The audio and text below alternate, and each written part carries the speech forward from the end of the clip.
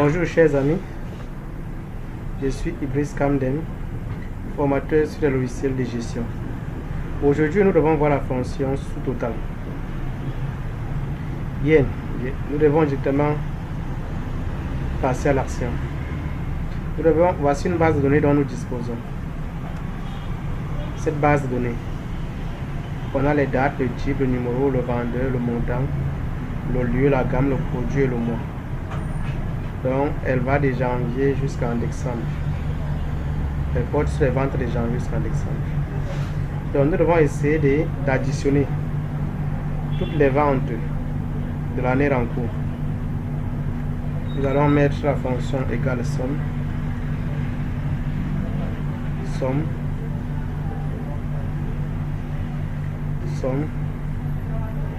On doit descendre là. Ici, je vais mettre un nombre très grand pour que ça puisse prendre. Là, nous avions les ventes pour l'année entière, 96 387 000.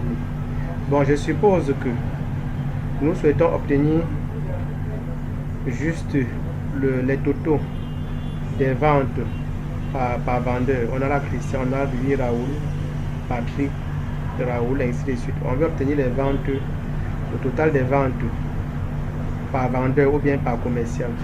Vous constatez, vous voyez un peu. Bon, qu'est-ce qu'il y a lieu à faire? La première des choses, vous avez la possibilité de classer là. De classer là de A à Z. De A à Z. Là, les ventes sont classées. Maintenant, si vous souhaitez obtenir juste les ventes, juste le total des ventes de Christian, vous pouvez procéder comme tel. Vous déroulez, vous annulez Christian. Là, vous avez le total des ventes de Christian. Attendez, je descends un peu. On a là les ventes de Christian. Vous voyez un peu. Mais vous constatez que ce total n'est pas juste. C'est la raison pour laquelle nous devons utiliser la fonction sous-total. Donc là, sous-total, nous devons prendre la fonction sous-total. Si c'était la moyenne, on devait prendre la moyenne. Si c'était le min, on devait prendre le min. On va prendre la fonction 9, qui est la somme. Somme. Somme. Et on va sélectionner la plage. La plage additionnée. Là, on va mettre un point virgule. Point virgule. Et sélectionner la plage à additionner. Bref, je vais mettre un nombre très grand pour que ça puisse prendre toute la plage. Bien. Donc là, le chiffre à faire de Christian, c'est bel et bien 6 377 000. Nous pouvons changer. Nous prenons plutôt le chiffre à faire de Eliane.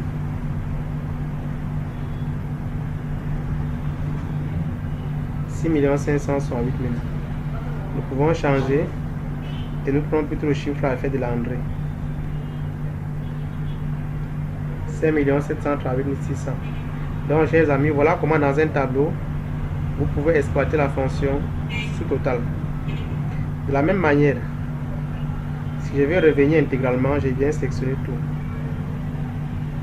Si vous souhaitez obtenir plutôt les ventes, le chiffre à faire d'un produit donné, vous pouvez aller dans la rang produit, vous annulez tout. Vous souhaitez obtenir le chiffre à faire du produit gamme 4, vous cliquez dessus, vous cliquez sur OK.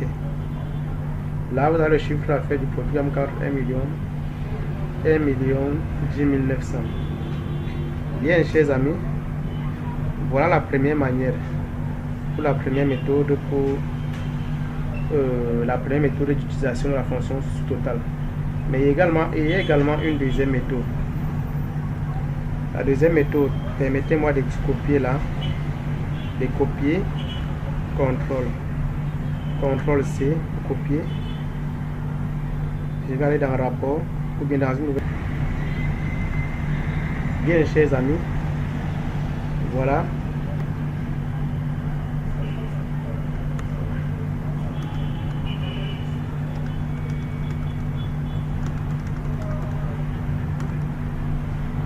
Donc je fais CTRL V pour coller. Bien, je vais remettre l'entête des données. Donc là nous avons la date, le type. Nous avons là le type, le numéro. Nous avons là le nom. Nous avons là le montant. Nous avons là le lieu. Nous avons là la gamme. Et nous avons là le produit. Le produit. Nous avons là le mois. Bien. Donc là, je vais mettre donc en gras. En gras. Bien, chers amis. Je mets le tableau. Bien. Nous souhaitons par exemple obtenir le chiffre d'affaires des différents vendeurs. En principe, si vous ne maîtrisez pas la fonction totale, vous seriez appelé à faire comme suit.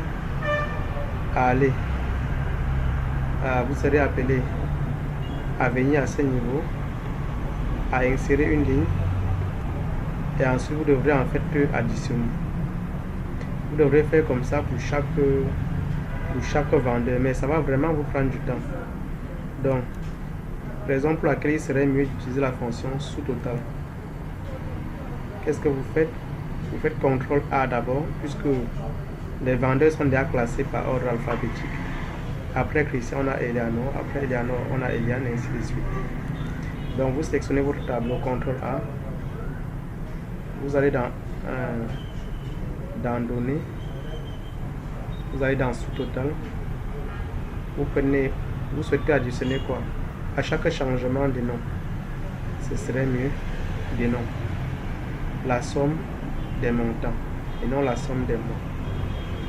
Vous voyez un peu? Ok. Là, chers amis, si vous descendez, vous constatez que voici bel et bien le chiffre d'affaires réalisé par Christian. Permettez-moi de le mettre en jaune afin que vous ayez plus de visibilité. Voilà le chiffre d'affaires réalisé par Christian. Si je descends, voici le chiffre d'affaires réalisé par Eleanor. Si nous descendons, voilà le chiffre d'affaires réalisé par Eliane. Vous voyez un peu, chers amis. Donc ainsi de suite, vous constatez un peu que c'est plus rapide. Donc, si vous souhaitez avoir la synthèse des chiffres d'affaires des différents vendeurs dans un tableau, vous venez ici, vous cliquez sur 2. Vous avez la synthèse du chiffre d'affaires des différents vendeurs dans un tableau. Vous voyez, chers amis. Vous voyez, si vous souhaitez avoir le chiffre d'affaires total global, vous voyez, c'est ça, 9 millions, 96 millions quelque chose. Si vous revenez au niveau de 1, vous avez en fait le chiffre d'affaires, vous avez en fait les détails. Donc voilà en fait les différentes possibilités d'utiliser la fonction totale. Prenons un dernier cas. On souhaite par exemple obtenir, bon, annulons, je vais annuler la fonction totale. Vous allez dans Données, sous-total, supprimer tout. Donc, supprimer, la fonction totale est supprimée. Donc, je souhaite obtenir le chiffre d'affaires de chaque produit. Ce que vous devez faire, vous devez d'abord classer les produits par ordre alphabétique, de A à Z. Là, les produits sont classés de A à Z. Bon, maintenant, nous souhaitons additionner les totaux des différents produits. On a la produit gamme 1, produit gamme 2, produit gamme 3, et ainsi de suite. Si vous ne maîtrisez pas la fonction totale, qu'est-ce que vous devez faire? Vous serez obligé de descendre là, de créer une ligne, insertion, de créer une ligne et d'additionner comme suit, et d'additionner comme suit votre produit, mais ça va vous prendre le temps parce que vous devez faire comme ça pour chaque produit. Donc si vous connaissez la fonction totale, qu'est-ce qu'il faudrait faire? vous devrez tout simplement sélectionner votre tableau comme tel. Vous sélectionnez votre tableau, vous allez dans Données, sous total. Vous souhaitez à chaque changement de poids, à chaque changement de produit, vous voyez un peu la somme. Ok. Si nous descendons bien, chers amis, vous devez constater, voici le total, le chiffre d'affaires du produit 1 de la gamme 1. Vous pouvez même mettre là pour matérialiser, pour avoir plus de visibilité si vous voulez. Là, si nous descendons, là vous avez le chiffre d'affaires du produit 1 de la gamme 2. Vous voyez un peu, chers amis. Là, si nous descendons, vous avez le chiffre d'affaires du produit 1 de la gamme 4. Et ainsi de suite, ainsi de suite. Vous constatez que cette fonction vous simplifie vraiment la vie.